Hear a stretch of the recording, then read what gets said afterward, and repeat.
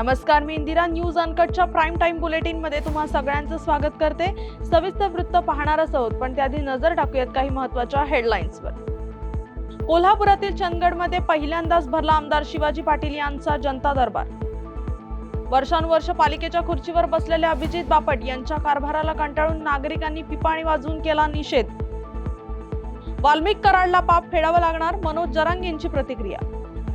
आणि जळगावमधून मोठी बातमी. जळगावमध्ये रेल्वेचा भीषण अपघात, अनेक प्रवाशांना मृत्यू झाल्याची भीती. आता पाहूया सविस्तर वृत्त. मुख्यमंत्री देवेंद्र फडणवीस यांचे समर्थक आमदार शिवाजी पाटील यांच्या पुढाकाराने सर्वसामान्य नागरिकांचे प्रश्न सोडवण्यासाठी कोल्हापुरातील चंदगडमध्ये आज पहिल्यांदाच जनता दरबार भरवण्यात आला. यावेळी तक्रार सांगण्यासाठी लोकांची मोठी गर्दी झाल्याचं पाहायला मिळालं.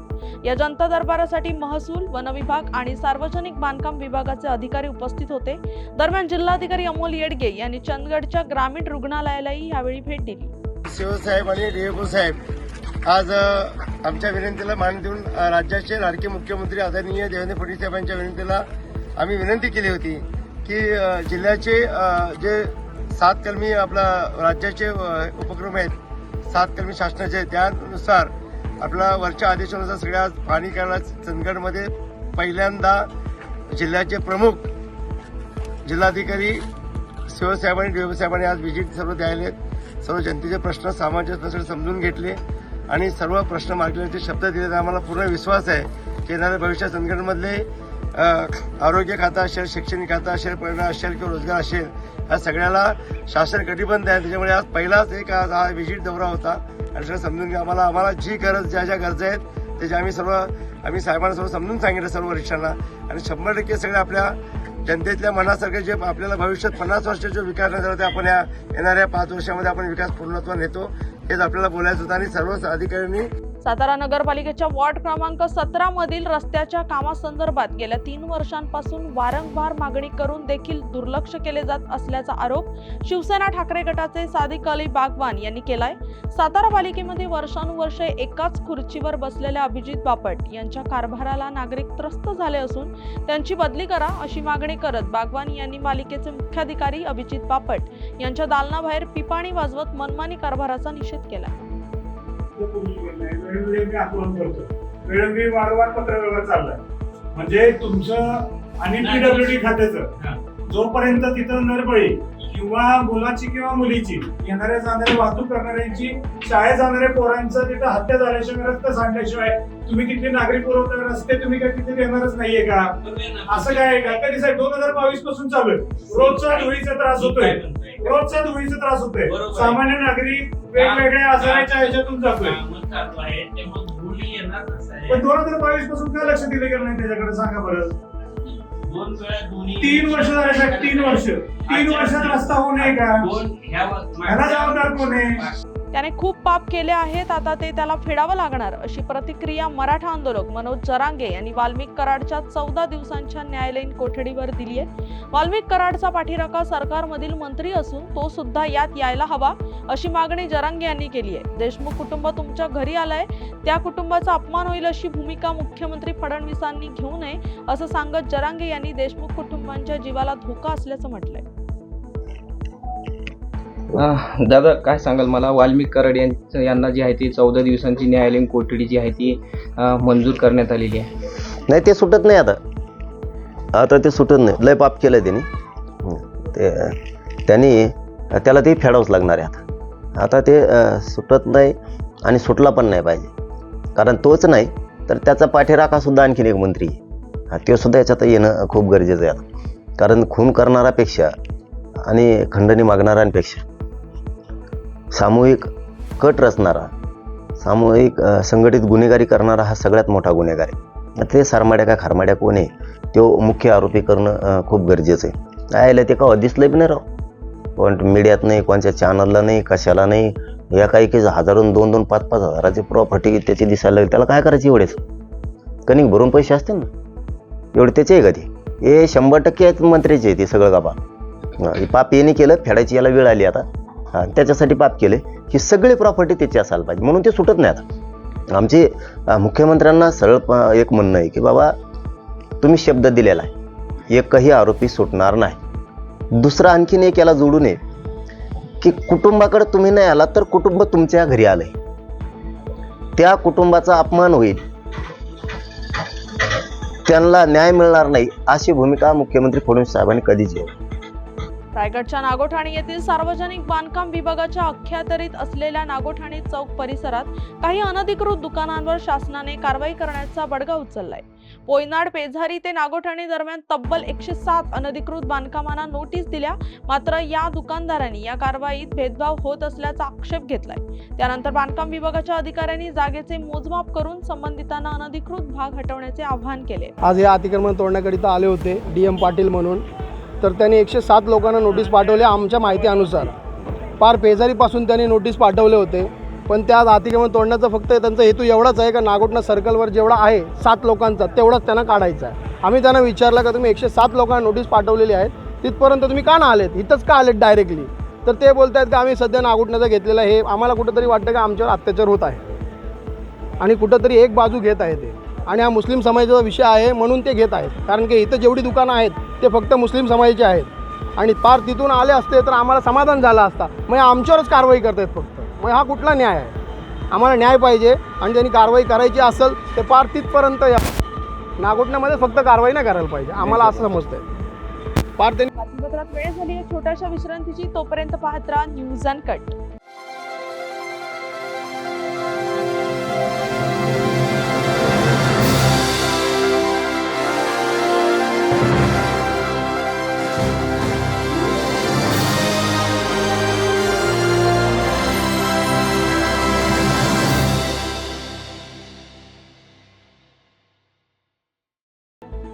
बातमीपत्रात पुन्हा एकदा स्वागत. आता पाहूयात उर्वरित काही महत्त्वाच्या घडामोडी. महसूल अधिकाऱ्याला झालेल्या मारहाण प्रकरणी गेल्या 3 दिवसांपासून महसूल कर्मचाऱ्यांनी काम बंद आंदोलन केल्याने धुळ्यात नागरिकांची कामे खोळंबली आहेत. अनेक नागरिकांना आंदोलनामुळे परत जाण्याची नामुष्की ओढवली असून नागरिकांना वेठीस धरणे कितपत योग्य आहे असा सवाल या निमित्ताने उपस्थित होतोय. मुख्यमंत्र्यांच्या निर्देशानुसार 100 दिवसांच्या कृती आराखड्या अंतर्गत पोलीस आयुक्त आपल्या दारी हा उपक्रम नाशिक शहरात राबविण्यात येत आहे. या उपक्रमात शहरातील विविध भागात पोलीस आयुक्तांसह उपआयुक्त, सहाय्यक आयुक्त यांनी नागरिकांची प्रत्यक्ष भेट घेऊन त्यांच्या तक्रारी जाणून घेतल्या. नागरिकांना या उपक्रमात आपल्या तक्रारी पोलीस अधिकाऱ्यांकडे मांडण्याची संधी मिळाली असून त्यावर लवकरच उपाययोजना करणार असल्याचं आयुक्त संदीप कर्णिक म्हणाले. सरकारच्या 100 दिवसासाठी जो काही कार्यक्रम दिलेला आहे, 7 कलमी कार्यक्रम, त्याच्यामध्ये एक मुद्दा असा आहे की प्रशासनाने जनतेपर्यंत गेलं पाहिजे, आपल्या फील्डवर जाऊन त्यांचे अभिप्राय घेतले पाहिजेत आणि त्यांच्या काही अभिप्राय किंवा समस्या असतील तर त्याप्रमाणे प्रशासनाने काम केलं पाहिजे. तर त्याच्या पाठपुरावा म्हणून आम्ही हा पोलीस आपल्या दारी हा कार्यक्रम नाशिक शहरामध्ये केलेला आहे. त्या कार्यक्रमामध्ये आमचे सर्व अधिकारी म्हणजे पोलीस आयुक्त, मी स्वतः, उपायुक्त, ACP, सिनियर PIs हे सर्वजण वेगवेगळ्या ठिकाणी फील्डमध्ये जाऊन सर्व नागरिकांना आज भेटत आहेत. या ठिकाणी रामकुंडावर हा पोलीस आयुक्त म्हणजे माझा कार्यक्रम जो आहे हा रामकुंडावर आम्ही पहिला घेतलेला आहे आणि इकडचे सर्व मान्यवर जे आहेत या कार्यक्रमाला उपस्थित आहेत. मी त्यांचा आभार मानतो. अतिशय सुंदर त्यांनी आमचं स्वागत केलेलं आहे आणि इकडचे जे काही इश्यूज आहेत म्हणजे डे टू डे इश्यूज असतील किंवा सिंहस्थाच्या वेळेचे इश्यूज असतील तर त्यावरचं डिस्कशन आपण बघत असाल. अतिशय चांगलं वेल इन्फॉर्म डिस्कशन या ठिकाणी चालू. जळगाव शासकीय महाविद्यालयात कंत्राटी पद्धतीने काम करणाऱ्या 96 कर्मचाऱ्यांनी आज 2 महिन्यांपासून रखडलेल्या पगारासाठी धरणे आंदोलन केलं.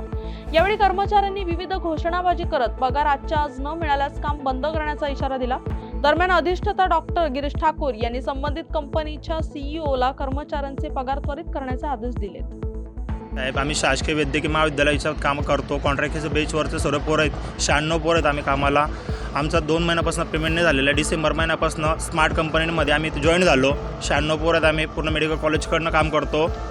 तर आमचा पेमेंट 2 महिन्यापासून पेमेंटच नाही झालेला आहे आणि उत्तर देतात की आज होऊन जाईल संध्याकाळी, उद्या होऊन जाईल संध्याकाळी. प्रत्येक गोष्टीला म्हणजे उळवळूच उत्तर देतात आणि त्यांना फोन केला तर फोन उचलत नाही. त्यांचा एक मॅनेजर येतो, तो म्हणतो तुम्हाला मी बघून घेईल, कामावर काढून टाकेल, हे करून टाकेल, म्हणजे अशा धमक्या पण दिल्या जातात.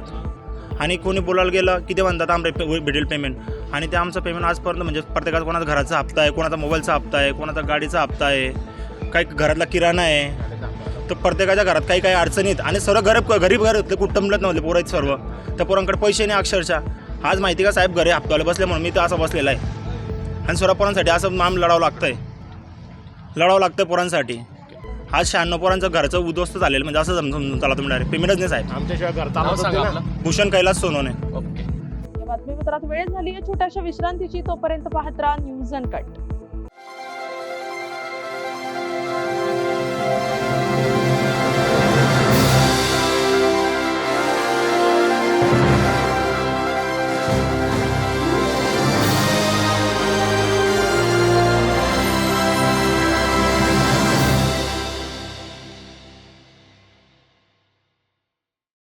बातमीपत्रात पुन्हा एकदा स्वागत. आता पाहूयात उर्वरित काही महत्त्वाच्या घडामोडी.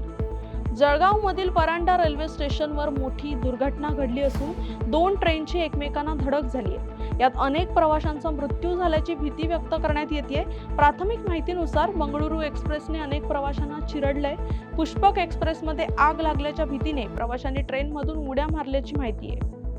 जालन्यात घर मालकिणीची निर्घृणपणे हत्या करणाऱ्या नोकराला जालना जिल्हा व सत्र न्यायालयाने जन्मठेपेची शिक्षा सुनावली आहे. भीमराव धांडे असं शिक्षा सुनावण्यात आलेल्या आरोपीचं नाव असून जालना शहरातील रहिवासी असलेले आलोक लाहोटी यांचा 14 डिसेंबर 2021 रोजी किरकोळ कारणावरून खून करण्यात आला होता. या प्रकरणी चाललेल्या खटल्यात साक्षी पुरावा आणि युक्तिवाद लक्षात घेऊन न्यायालयाने आरोपीस जन्मठेपेची शिक्षा सुनावली असल्याची माहिती ज्येष्ठ सरकारी वकील उज्ज्वल निकम यांनी दिली आहे. रोजी दिनांक 14 डिसेंबर 2021 ला सकाळी 10:30 वाजता आलोक लाहोटी यांची पत्नी संगीता लाहोटी यांचा खून त्यांच्या घरगड्याने केल्यामुळे या आरोपीला जन्मठेपेची शिक्षा न्यायालयाने आज ठोठावली आहे. या खटल्यात आम्ही एकूण 22 साक्षीदार तपासले. सगळे साक्षीदार हे परिस्थितीजन्य पुराव्यावरती आधारित होते. परिस्थितीजन्य पुराव्याची साखळी निर्माण करून न्यायालयात हे आम्ही सरकार पक्षाने सिद्ध केलं की हा खून भीमराव धांडेने चिडून देऊन आपल्या मालकिनीचा निघृणपणे खून केलेला आहे. अहिल्यानगरच्या बालमठाकडे स्वर्गीय अशोकलाल नहार यांच्या स्मरणार्थ एक दिवसीय कीर्तन सोहळ्याचे आयोजन करण्यात आले होते. या सोहळ्यामध्ये जोग महाराज संस्थान आखेगाव येथील महंत श्रीराम महाराज झिंजुरके यांनी भाविकांना मोलाचे मार्गदर्शन केले. देवाच्या मंदिरात आणि कीर्तनातून तुम्हाला ज्ञान मिळते. ज्ञानाने मनाची आणि अन्नदानाचे पंच इंद्रियाची तृप्ती होत असल्याचे ज्ञान आणि अन्नदान हे महत्त्वाचं असल्याचं मत झिंजुरके महाराज यांनी यावेळी व्यक्त केलंय. सध्या व्यायाम आणि पिळदार शरीर तरुणांसाठी आकर्षण ठरत असून त्या माध्यमातून शरीर सौष्ठव स्पर्धांचे प्रमाण वाढते. या गोष्टीला चालना देण्यासाठी सातारच्या औंधमध्ये श्री यमाई देवी यात्रेनिमित्त महाराष्ट्र बॉडी बिल्डर्स असोसिएशनच्या सहकार्याने बाळराजेश्री या शरीर सौष्ठव स्पर्धेचे आयोजन केले होते. या स्पर्धेत मोठ्या प्रमाणात युवक सहभागी झाल्याचं पाहायला मिळालं. या बातमीचा वेळ झाली आहे प्राईम टाइम बुलेटिन मध्ये. इथेच थांबायची, तोपर्यंत पाहत राहा न्यूज अनकट.